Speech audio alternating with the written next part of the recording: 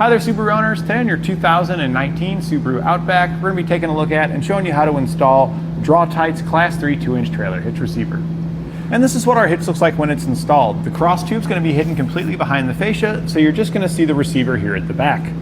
And the receiver really doesn't stick out too far, so I don't think it detracts from the looks of the vehicle, just makes it look like your Subaru can do more than others that don't have it. It's a Class 3 2-inch by 2-inch receiver, so it's going to be great for all of your towing needs, whether you're wanting to put a drawbar in it and pull a trailer or maybe a small boat or small jet ski, something like that, you could do that. Or if you were wanting to use it for accessories like bike racks or cargo carriers, it's also going to work great for that as well.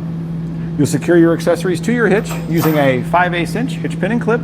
Now, one doesn't come included with the hitch, but we've got plenty available here at eTrailer, and I'd also recommend getting locking ones to protect your investments. On bottom, we have hoop-style safety chain loops with a very large opening that should accommodate just about every shape, size, and style of safety chain. We got our big boy here, on and off with ease, and of course our small chain has no problem either. And this hitch features a 600-pound tongue weight, which is the force going down on top of our receiver. And 600 pounds is going to be more than enough for a 4-bike platform rack fully loaded up with 4 bikes. It's also going to be enough for the largest cargo carrier available here at eTrailer, fully loaded up to the max. You do want to keep in mind that your tongue weight is going to be the weight of any accessories placed in it, so the weight of the bike rack or cargo carrier, plus the weight of any any items you're putting on that, so your bikes or any gear you put on your cargo carrier. It also offers a 4,000-pound gross towing capacity, which is how much that you can pull behind it. And 4,000 pounds should be enough for things like a small boat, maybe you got a John boat, jet skis, you should be able to pull those.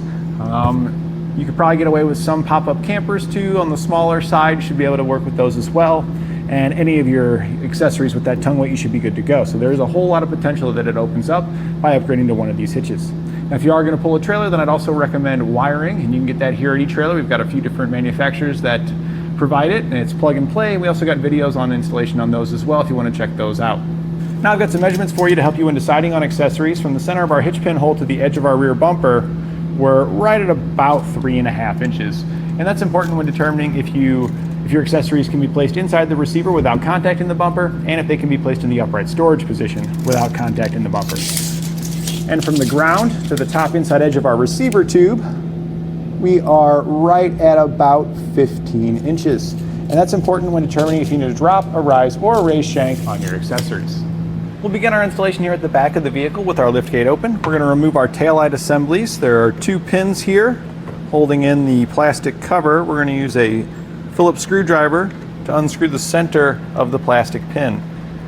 We can then pull it out. Sometimes the entire pin comes. Sometimes you just get the center of the pin. If the center is the only piece that comes, you can take a trim panel tool or flat bladed screwdriver to get behind the pin. Looks like we'll need a slightly smaller screwdriver there just to pop that out of there. This will just get underneath the pin there, and then that'll pop right out of there. These 2 pieces will just push right back together, just like that. So there's no damage or anything that's occurred. We'll then remove this one the same way. Here we go. Now we can remove this cover here. We'll still take our small flat-bladed screwdriver and get behind the lip just a little bit, and we'll work it off of there. It does want to seem to be clipped on here a little bit, so soon to get it off the clips. There we go. And then that'll slide off. That'll reveal the fasteners located behind it. You'll have a couple of screws there. You can use either a 10mm socket, or you could use your Phillips screwdriver. We're going to go with a socket because they are fairly tight. We don't want to strip out the center of it. So we'll just zip these out of here. Our taillight assembly here should just pull straight rearward. Just kind of give it a tug there. And then we can disconnect our connectors. And we're actually going to just remove the bulbs on these ones because they're just kind of twist sockets that fit in there. And then we can get that out of the way. We'll set this aside. We're going to remove the other side the same way. And then just below our taillight assembly, you're going to have a cover here. We're going to pop that out. We'll just take our flat-bladed screwdriver and put it in the little notch there. And then you can pop that down. You'll reveal another screw back there we'll take out with our 10mm socket. We're going to have one just like this over on the other side to remove as well. All right, so we're now on the passenger side. This is the wheel well here, just behind the rear wheel. We'll need to remove the pin located up here at the top. This style of fastener, to remove it, you'll push in the center of the pin, just like that. And then we can take a trim tool to remove it from there. You may even want to start with a small screwdriver just to get a little bit of a lip started, just like that. And then we can get our trim tool in there easily. And get that pulled out of there. Once you get that pulled out, we're going to reset it into the installation position. So just push the pin back up to where it's pushed out like that. And then that'll be ready for us to reinstall later. If you have mud flaps installed, we need to get those out of the way. There are 3 screws here we're going to remove with our Phillips screwdriver. All right, now the fastener that we have that's further in is actually kind of right behind the tire. It's a little bit more difficult to see. It's kind of at about here towards the top portion of the mud flap behind the tire. There's our pin. We need to get behind the center piece first and pull that out. Once you pop out the center, you can then get behind the entire thing and pop that out of there. Once we've got that removed, we still have one more pin on bottom that is the same style that we're going to remove as well. So we'll just take our screwdriver. I always start with the flat blade first because it gets under there a little bit better than the trim tool. And then I'll go with my trim tool after I get it popped out just a little bit to finish taking it all the way out. We can then set our mud flap aside. Across the back along the bottom edge here, all the way across the bottom of the fascia, we have a total of 7 pins that we're going to remove, 3 on the back, 2 on each side. These are just like the mud flap ones, so I start with the screwdriver in the little notch, get it popped down, switch to the other tool, get all of those removed. So we'll just repeat that for each one of these until we get them all out.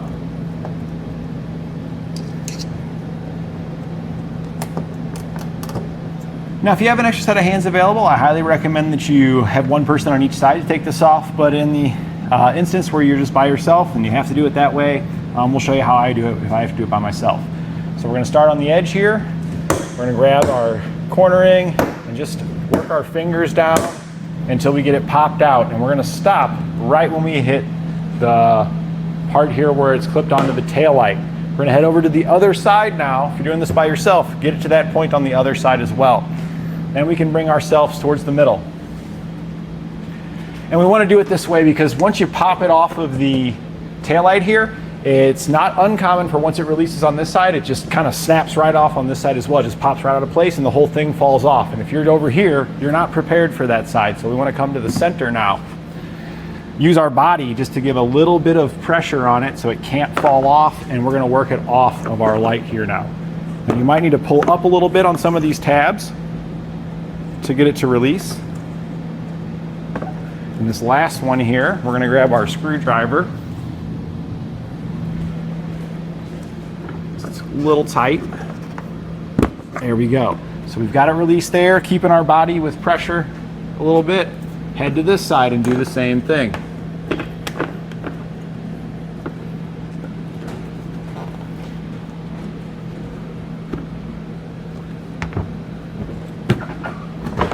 Okay, so now we've got those released from the clips. We're just going to start working it out. I'm going to keep a hand underneath the middle here.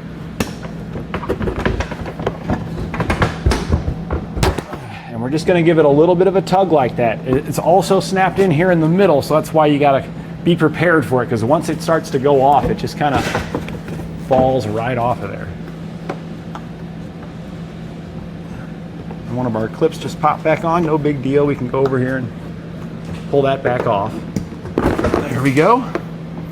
And now we're just going to very carefully inspect behind our fascia, and we're looking for electrical connectors. I don't see anything on the other side, but if we drop this down just a little bit here, you'll see that we do have an electrical connector right here that we're going to disconnect.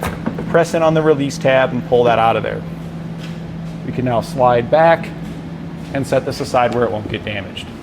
We're going to take off the bumper beam. The foam that's on there, I would recommend just lifting that off out of the way. It just kind of sits in a couple of grooves there on each side.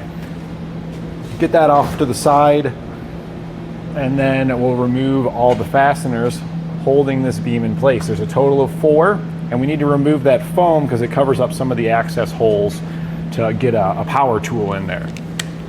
And we'll remove our bolts with a 14mm socket. What I like to do after removing the first nut, I like to take it and just thread it back on there. Just a couple of turns. That'll ensure that when I'm taking off the rest of the hardware, when I take out my last bolt, this thing can't just fall off on my foot because it is fairly heavy.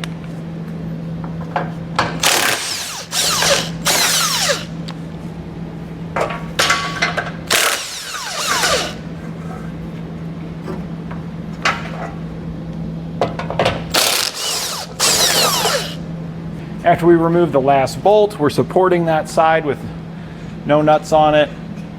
Just kind of pushing inward slightly with my hand. Come back over to that safety nut that we had screwed on there. And then we'll just slide this back. I'm just going to set it right on the ground here because we are going to reinstall it, but our hitch is going to go in place first, and we're going to sandwich it between our bumper beam and our vehicle here.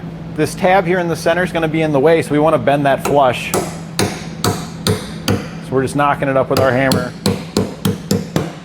Just like that, just to keep that out of the way. And now we can grab our hitch and set it in position. Our hitch will slide right over these studs where our bumper beam used to be. So line all those up. Support your hitch. Grab your bumper beam. Slide it into position. And we're going to get a nut started on each side. I like to do the top outer corner just because it's the easiest one to get my hands to thread it in place. Once we get one started on each side, that'll hold our components up here, making it easier to install the rest of the nuts. And before you tighten any of them down, I highly recommend getting them all started by hand first. So now we'll just go back with our 14mm socket and snug them all back down.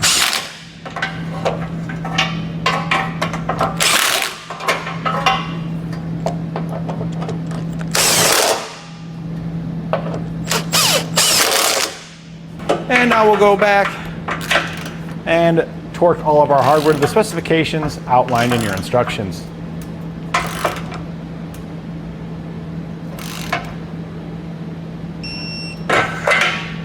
Gone ahead and marked out our fascia. We are going to have to cut it. First thing you want to find is your center line, so measure it across, find the center, and your diagram is in your instructions there. So once you find the center, you can measure out from there and make your marks. We're then just going to cut it. We're going to use a pair of snips to make our cuts. And I actually like to kind of get a little bit of that material out of the way if you can right off the bat. It makes it a little bit easier to cut out the rest of it. All right, once we've got that cut out, I usually take a file now and just hit the edges here just to help clean it up a little bit, make it look a little bit smoother and nicer. And if you have any paint marks left behind, we'll clean that up as well. Now with an extra set of hands, we're going to put it back on. You can do it by yourself, but lifting up on these harnesses can be difficult to do it by yourself. And we also need to remember we'll plug in our single connector over here on the driver's side. Just plug that guy back in, and then we'll slide it in place. But yeah, doing this by yourself can be very difficult to not pinch these in place. You'll have to kind of set it up there, very carefully work that out. So if you do have an extra set of hands for the reinstallation, it does go a long way. And then just snap it back into position there. Just kind of run your hand down it to push it all back into place. And now we're just going to reinstall all of our fasteners in reverse order of how we removed them. And that completes our installation of Draw-Tite's Class 3 2-inch trailer hitch receiver on our 2019 Subaru Outback.